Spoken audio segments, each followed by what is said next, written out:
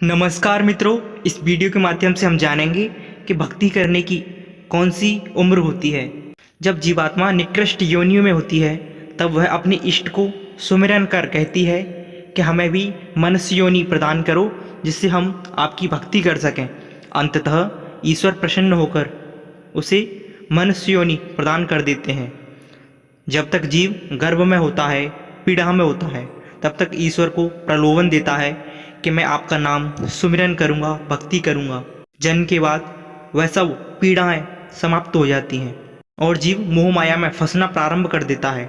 शादी विवाह, बच्चे, लालन पालन, उनके प्रति मोह, सब कुछ। परंतु जब तक शरीर जवानी या यौवना अवस्था में होता है तब तक ईश्वर के नाम को सुमिरन करना, भक्ति करना उसे अच्छा नहीं लगता है और कहता है भक्ति ये सब बुढ़ापे में ही अच्छे लगते हैं। अंततः जब उस पर बुढ़ापा आता है तो पुनः पीड़ा उसे घिरने लगती है। तब स्मरण आता है कि अब तो ईश्वर को मानना ही पड़ेगा, क्योंकि करने कुछ और आया था और पूरी जिंदगी किया कुछ और। भगवान भी सोचता है कि पूरी जिंदगी मजे लिए और अब 2-4 दिन बचे हैं तो मुझे पुकार रहा है।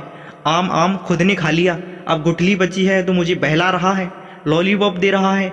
मुंह में दांत न हो, पेट में आंत न हो, आंखों में हो मोतिया बिंद, मैं तो तभी जपूंगा राधे गोविंद। एक बार राम शरण ने अपने बेटे राम बाबू को 100 रुपये दिए और कहा, बेटा राम बाबू, बाजार से 100 रुपये के आलू ले आओ। राम बाबू बाजार में आलू लेने जाता है। बाजार से कुछ कदम पहले ही मदारी बंदर बंदरिया का खेल दिखा रहा होता है। बंदर और बंदरिया की शादी होती है। बंदर बंदरिया को साइकिल पर बैठाकर गोलगप्पे खिलाने ले जाता है।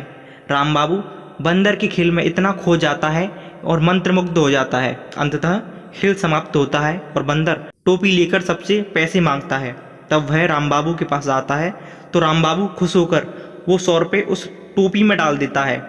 अब सभी अपने अपने घरों की ओर जाने लगते हैं तो राम बाबू भी अपने घर की ओर बढ़ने लगता है। जैसे ही घर के पास पहुंचने को होता है तो उसे याद आता है कि वह तो बाजार गया था आलू लाने, परंतु ये क्या हो गया। अब तो जेब भी खाली हो गई। घर पहुंचा तो पिताजी ने पूछा, आलू ले आया बेटा? राम बाबू बोला, नहीं पापा, आलू नहीं ला पाया। पिताजी थोड़े झल्लाए, फिर गुस्से में बोले, ला फिर पैसे दे, मैं श्यामू से मंगा लूँगा। तो राम बाबू कांपते हुए बोला कि पैसे भी खत्म हो गए और सारी दास्तान सुनाई। यह कहानी हमारे जीवन को स्पष्ट करती है कि ईश्वर ने हमें मोक्ष प्राप्ति के लिए मनुष्य का जन्म दिया था, परंतु हम अपने जीवन लक्ष्य को भूलकर इस मोह माया में फंस जाते हैं। अंततः जब हम मृत्यु के निकट होते हैं तब हमें भक्ति करने की इच्छा जागृत होती है। तब स्मरण आता है कि अब ना तो हमारे पास उम्र बची है और ना ही भक्ति करने की क्षमता। जो लोग जवानी में ईश्वर प्राप्ति के लिए यत्न नहीं करते उन्हें ईश्वर बुढ़ापे में कभी नहीं मिलते। जिन लोगों के मन में मरते मरते भी किसी चीज़ की लालसा, मोह, इच्छा रह जाती है, वे मृत्यु के उपरांत भूत प्रेत योनि में भटकते रहते हैं। इन्हें उधर लोक प्राप्त नहीं होता। यह पृथ्वी मृत्यु लोक के प्राणियों के इर्द गिर्द ही मंडराते रहते हैं। ये योनियाँ अत्यंत ही पीड़ादायक होती हैं। ये मनुष्य से भी अधिक मुक्ति के लिए छटपटाती रहती हैं। मनुष्य के पास फिर भी शरीर है जिससे भूख प्यास शांत की जा सकती है। निरंतर अपनी मुक्ति के लिए छटपटाती हुई, अपनी अपूर्ण वासनाओं की आत्म तृप्ति के लिए इधर उधर भटकती हुई, कभी किसी को अपना माध्यम बनाती तो कभी किसी को।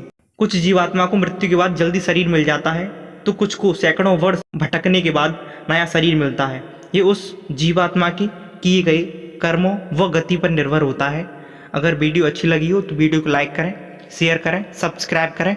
बाबा महाकाल आप पर यूं ही कृपा बनाए रखें। ओम नमः शिवाय। हर हर महादेव। जय शिव शंभू।